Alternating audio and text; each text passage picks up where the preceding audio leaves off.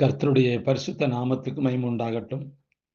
ஆண்டவரும் உலக இரட்சகருமாகிய இயேசு கிறிஸ்துவின் ஈடு இணையற்ற இன்ப நாமத்தில் உங்கள் யாவரையும் இந்த அதிகாலையிலே நான் வாழ்த்துகிறேன். கர்த்தர் தாமே இந்த நாளிலும் தேவ கிருபையினாலும் சமாதானத்தினாலும் சந்தோஷத்தினாலும் உங்களை நிரப்புவாராக. கர்த்தர் தாமே உங்களை ஆசீர்வதிப்பார். பிரியமானவர்களே, இந்த நாளிலும் தியானத்திற்காக எடுத்துக்கொண்ட பரிசுத்த வேதாகமத்தினுடைய பகுதி 1 ராஜாக்கள் 19ஆம் அதிகாரம் 4வது வசனம். அவன் வனாந்தரத்தில் ஒரு நாள் பிரயாணம் போய் ஒரு சூரச்செடியின் கீழ் உட்கார்ந்து தான் சாக வேண்டும் என்று கூறி, போதும் கர்த்தாவே, என் ஆத்மாவை எடுத்துக்கொள்ளும், நான் என் பிதாக்களை பார்க்கிலும் நல்லவன் அல்ல என்று சொல்லி என்பதாக இந்த வசனத்தில் நாம் பார்க்கிறோம். போதும் கர்த்தாவே, என் ஆத்மாவை எடுத்துக்கொள்ளும். அன்பானவர்களே, இன்றைக்கு அநேக கர்த்தருடைய பிள்ளைகளுடைய வாழ்க்கையில இப்படிதான் எலியாவை போல பேசுகிறார்கள். எலியா ஒரு வல்லமையான தீர்க்கதரிசி ஆயினும் அவன் தொடர்ந்து சந்திக்க நேர்ந்த சில போராட்டங்களினால் மன உளைச்சல் அடைந்து சாவை விரும்பினான். தேவனை பார்த்து, போதும் ஆண்டவரே, என் ஜீவனை எடுத்துக்கொள்ளும் என்றான்.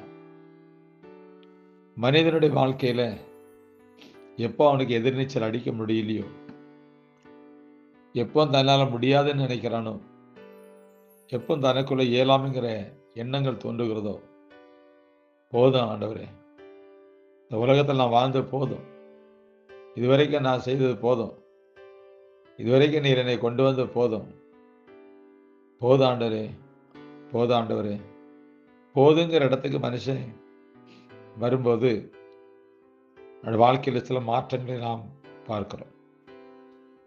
எலியாவுடைய வாழ்க்கையில் அப்படிதான். நான் வாழ்ந்து போதும், என் ஆத்மாவை எடுத்துக்கொள்ளும். மோசையின் வாழ்க்கையிலும் அப்படியாக சிந்திக்கும் நேரங்கள் வந்தன. ஆனால் அவர்கள் வாழ்ந்தது போதும் என்று எண்ணிய பிறகும் தேவன் அவர்களுக்காக நீண்ட தூர பயணத்தை வைத்திருந்தார். அவர் நியமித்த காலங்களுக்கு முன்னரே இந்த உலக வாழ்க்கையின் ஓட்டத்தை முடிக்க நாம் விரும்புவது தேவனுக்கு எதிராக ஒரு எண்ணம். காலத்துக்கு முன்னாடி தேவன் எனக்கு குறித்த காலங்கள் உண்டு, குறித்த காரியங்கள் உண்டு, எனக்கு குறித்த சம்பவங்கள் உண்டு, குறித்த மனிதர் உண்டு, குறித்த இடங்கள் உண்டு, குறித்த அப்படின்னு வாசிக்கும் போது, நான் முடிவெடுத்து முடிக்கணும்னு நினைக்கும் போது தேவன் அங்கு அதை தொடங்கி வைப்பார். அதான் உண்மை. வேதத்துல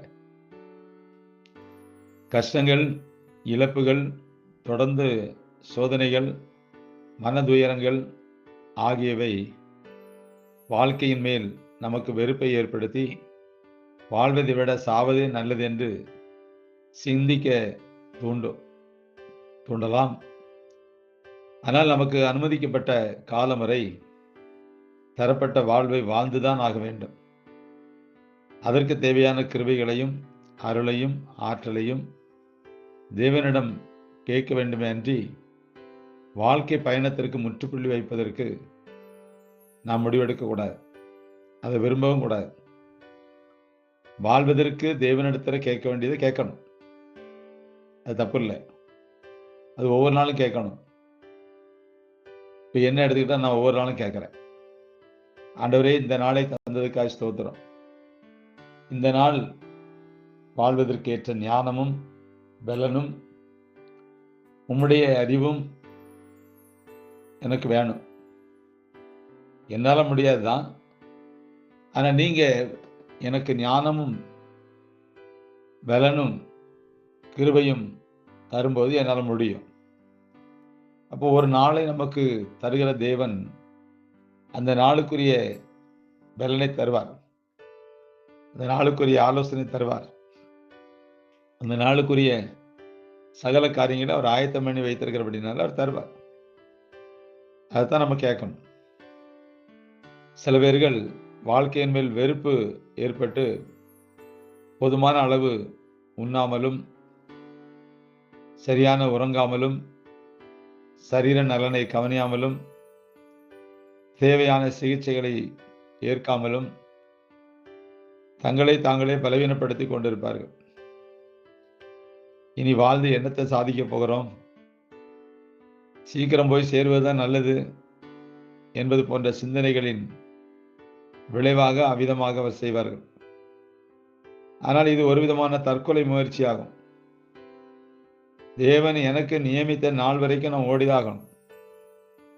தேவன் கொடுத்த நாட்களில் ஒன்று கூட குறையாது, கூடவும் செய்யாது. ஒருவேளை நீங்கள் கூட்டி கேட்டால் உங்களுடைய உண்மை மன உத்தமத்தை பார்த்து தரலாம். இந்த எசைக்கா அவருக்கு கூட்டி கேட்டார், கொடுத்தார்.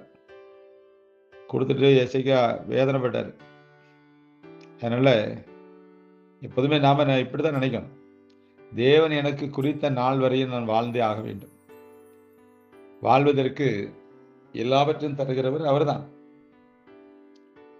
அதனால் நாம் முடிவு எடுக்கிறத விட அவர் ஒரு முடிவு எடுத்தால் கரெக்டாக இருக்கும். இனி நான் வாழ்ந்து என்னத்தை சாதிக்க போகிறேன், ஒருவேளை இனிதான் இயலாமையின் இல்லாமையின் காலத்தில் தான் சில சாதனைகளே நடக்கும். கையில் ஒன்றுமே இல்லாமல் இருக்கும்போது அவரை நோக்கி நிற்கும்போது சாதனை நடக்கும். சாதிக்க வேண்டிய சாதிக்க வைக்கிறது அவர் தான், செய்ய வேண்டியதை செய்ய வைக்கிறது அவர் தான், தேல்வேலை சந்திக்கிறது அவர் தான். எதிர்பாராத விதமாக அவர் நன்மைகளை தருகிறவர். நாம் நினைச்சு கூட பார்த்துருக்க மாட்டோம். சில பேர் மூலமாக சில காரியம் நடக்கும். நாம் ஒரு காரியத்தை மறந்தே போயிருப்போம். அதை இனிமேதான் துவக்குவார், ஞாபகப்படுத்தி. இப்படிலாம் கர்த்தர் செய்வார்.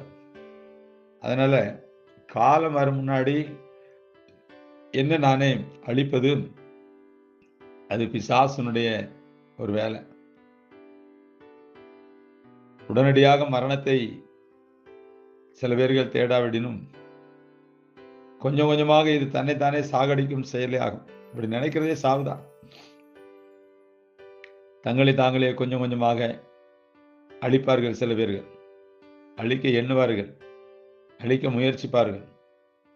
அது ஆண்டவரை பிரியப்படுத்த முடியாது. அது ஆண்டவரை பிரியப்படுத்த முடியாது. வாலிபத்தில் சில போராட்டங்கள் வருது.